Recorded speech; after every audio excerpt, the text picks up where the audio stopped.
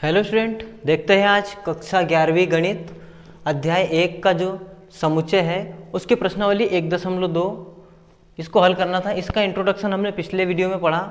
अब चलते हैं एक्सरसाइज पर। तो फर्स्ट क्वेश्चन क्या है इसका कि निम्नलिखित में से रिक्त समुच्चय के उदाहरण है। कौन से रिक्त समुच्चय के उदाहरण है? तो हमने जो इंट्रोडक्शन में पढ़ा वो क्या पढ़ा था?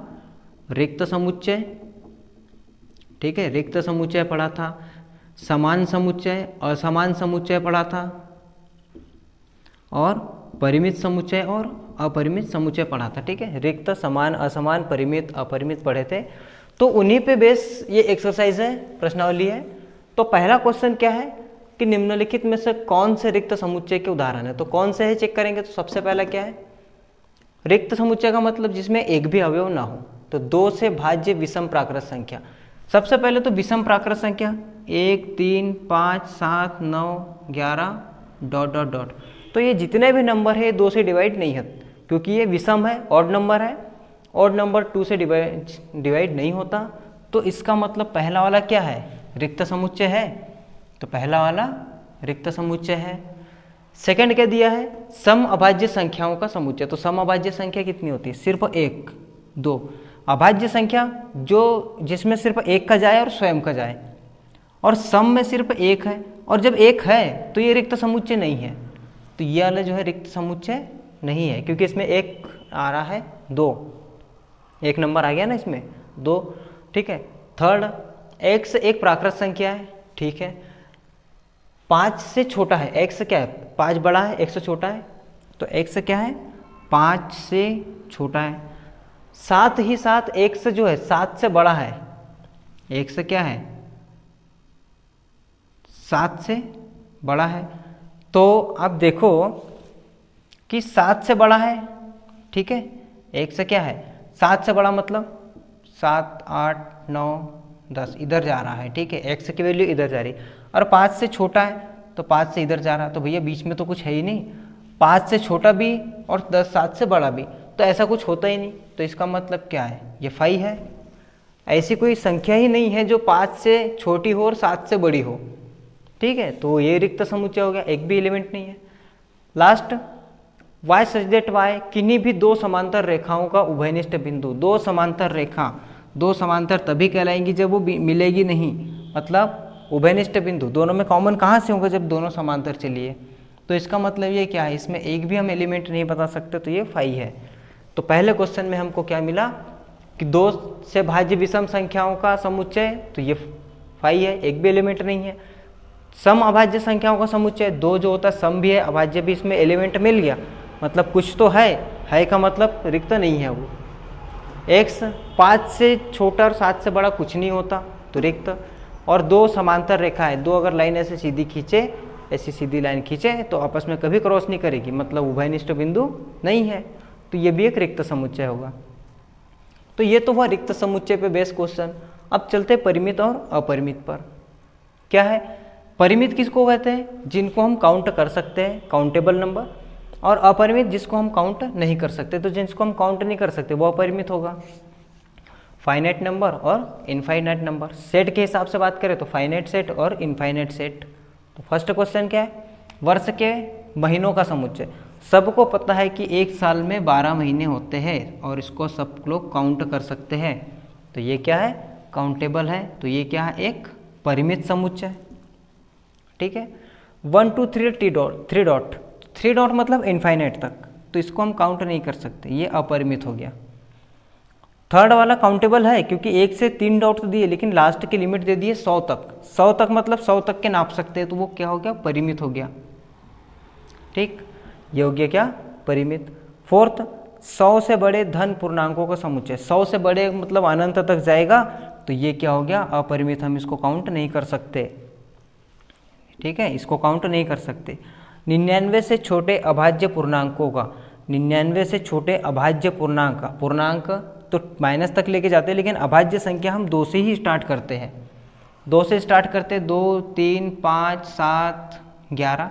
तो 2 से स्टार्ट करते हैं, इसका मतलब यहाँ 2 तक के वापस आएंगे तो काउंटेबल है। ठीक है, लगभग 25, 2 मतलब 25 अभाज्य संख्या के लगभग कुछ है, तो इसको काउंट कर सकते हैं। तो ये क्या है? परिमित है, ठीक है। फर्स्ट क्या है? परिमित, सेकंड अपरिमित, थर्ड परिमित, फोर्थ अपरिमित और फिफ्थ परिमित, ठीक है। आप इसको नोट कीजिए। चलिए देखते हैं स्टूडेंट, इसका एक्सरसाइज का थर्ड क्वेश्चन क्या है। निम्नलिखित में से बताइए कि कौन परिमित है और कौन अपरिमित है। तो थर्ड में परिमित और अपरिमित ही बताना है। तो जैसा सेकंड था वैसे ही एक्स अक्ष के समांतर रेखाओं का समुच्चय, हमको मालूम है ये एक्स अक्ष है, इसके समांतर बस ऐसी लाइनें खींचते जाओ। तो तुम कितनी लाइन खींच सकते हो? जितनी लाइन खींच सकते हो वो उसकी गिनती क्या होंगी? तो हम जितनी चाहे उतनी अपरिमेय संख्या, अपरिमित मतलब जितनी चाहे उतनी लाइन खींच सकते हैं। तो सबसे पहला वाला जो है एक्स अक्ष के समांतर रेखाओं का समुच्चय अपरिमित होगा ये, ठीक है। दूसरा, अंग्रेजी वर्णमाला के अक्षरों का समुच्चय। अंग्रेजी वर्णमाला में हमको मालूम है कि सिर्फ 26 अक्षर है, तो हम काउंट कर सकते हैं, इसका मतलब ये परिमित है। उन संख्याओं का समुच्चय जो 5 के गुणज है, तो 5 का गुणज मतलब 5 का पहाड़ा, 5, 10, 15, 20, 25, 30 तो 50 तक तो मालूम है, लेकिन 5 का गुणा करते चलो ना आगे तो नंबर खत्म ही नहीं होंगे। तो ये क्या है? अपरिमित होगा, ठीक है। पृथ्वी पर रहने वाले जानवरों का समुच्चय, देखो ये काउंटेबल तो नहीं है, ठीक है। पृथ्वी पर रहने वाले साधारण मनुष्य काउंट नहीं कर सकते, लेकिन में भी कि कुछ मतलब हर जगह पे जानवरों की काउंटिंग रहती है। जैसे गांव में भी अगर देख लो तो हर इंसान के पास जानवर है, तो वो काउंटेबल है। मगर अगर ऐसी सूची बनाए तो काउंटेबल हो सकते हैं।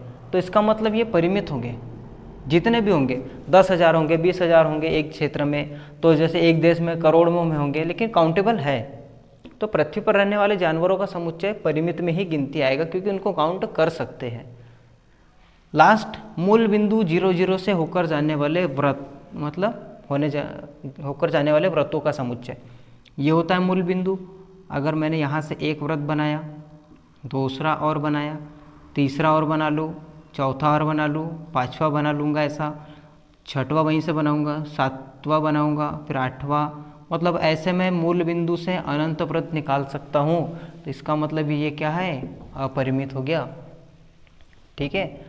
ये क्या हो गया? अपरिमित, ठीक है। तो क्लियर है ये। एक्स अक्ष के समांतर जितनी चाहे उतनी लाइन खींच सकते हैं, वो अपरिमित। वर्णमाला में 26 अक्षर है, काउंटेबल है। 5 के गुणज अनंत, जहाँ तक 5 का गुणा करते जाओ अनंत होगा तो वो अपरिमेय। पृथ्वी पर रहने वाले जानवरों का समुच्चय नाप सकते हैं उनको, ठीक है, काउंटेबल है। अगर काउंट करा जाए तो काउंटेबल है। और मूल बिंदु से 0 से जितने चाहो उतने व्रत निकाल सकते हो। हर थोड़ा सा इतना सा इंच भर का फर्क लो और व्रत घुमाओ तो व्रत बनेगा, ठीक है। तो एक मूल बिंदु से अनंत व्रत हो सकते, तो ये भी अपरिमित। चलो नेक्स्ट क्वेश्चन क्या है? निम्नलिखित में बताइए कि ए और बी बराबर है या नहीं, बराबर है या नहीं है। तो ए, ये हो गया ए बी सी डी, ये भी क्या है? डी सी बी है। इसमें ए है, इसमें ए है, इसमें बी है, इसमें बी है, इसमें सी है, इसमें भी सी है, इसमें डी है, इसमें भी डी है। तो मतलब फर्स्ट वाला क्या है?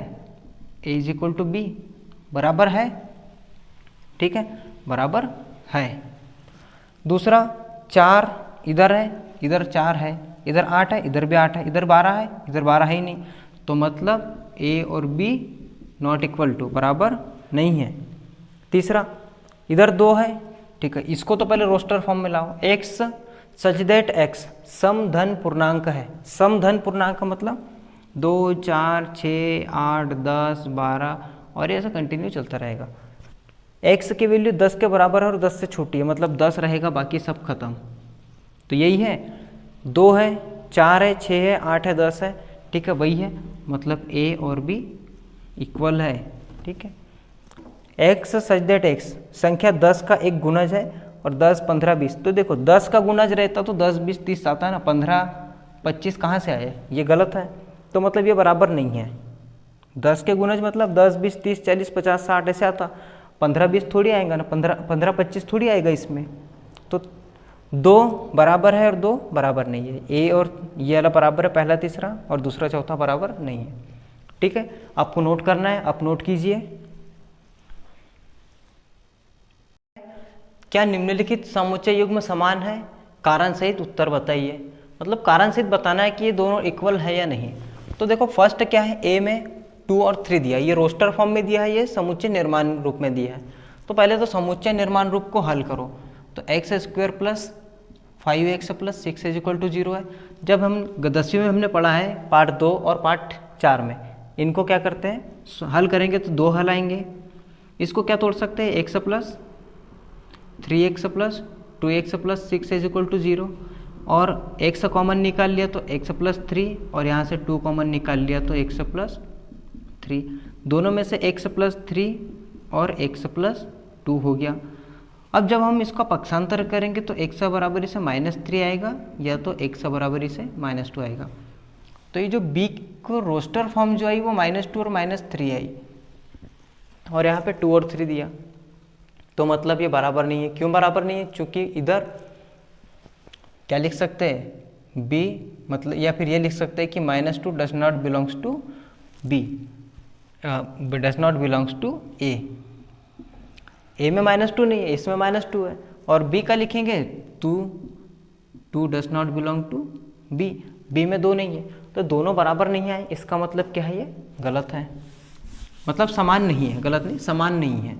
दूसरा फॉलो है, ए को रोस्टर फॉर्म में लिखो, एफ ले लिया, ओ लिया, एल लिया, डब्ल्यू लिया, ख़त्म। बी में से क्या ले लिया, डब्ल्यू लिया, ओ लिया, एल लिया, एफ, ख़त्म।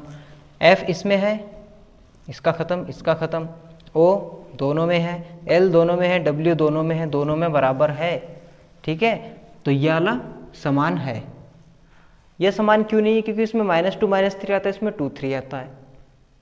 ये बराबर है क्योंकि इसमें भी एफ है, इसमें भी एफ है, इसमें ओ है, इसमें भी ओ, एल है, एल इसमें भी है, ओ है तो ओ भी है, डब्ल्यू है तो डब्ल्यू भी है, दोनों में इक्वल है, इसलिए ये क्या है, इक्वल है।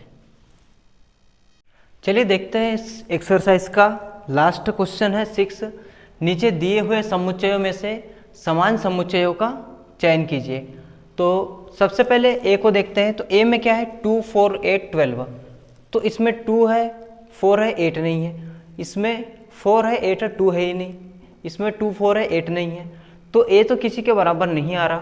फिर आता है बी पे 1 2 3 4, तो 1 2 3 4, तो बी और डी इक्वल मिला हमें सबसे पहला। फिर और कहीं है 1 2 3 नहीं है। 4 8 12 14, 4 8 12 14 कहीं नहीं है। ये डी और बी बराबर, ये -1 और जी और ई, तो ई और जी, क्योंकि इसमें -1 है, उसमें -1, इसमें 1 है, उसमें भी 1 है। बाकी कोई भी ऐसा अवयव नहीं है। जैसे एफ में ए दिया है तो ए किसी में भी नहीं है, तो ये तो किसी के बराबर होगा नहीं। एच में 0 और 1 दिया, तो 0 और 1 वाला भी कहीं नहीं है। तो कुल मिला के सिर्फ बी और डी बराबर है और ई और जी बराबर है। तो ये हमारे आंसर हो गए। इस क्वेश्चन में इतना सा था, ठीक है। अब नेक्स्ट क्वेश्चन में मिलते हैं एक नए टॉपिक के साथ, उप समुच्चय। उप समुच्चय, इसको बोलते हैं सबसेट्स, ठीक है। आप इसको नोट कीजिए। अगले वीडियो में हम उप समुच्चय पे बात करेंगे, उप समुच्चय और उसकी जितनी भी प्रॉपर्टीज है उस पर, और एक्सरसाइज, ठीक है। आप इसको नोट कीजिए और अच्छे से पढ़ाई कीजिए।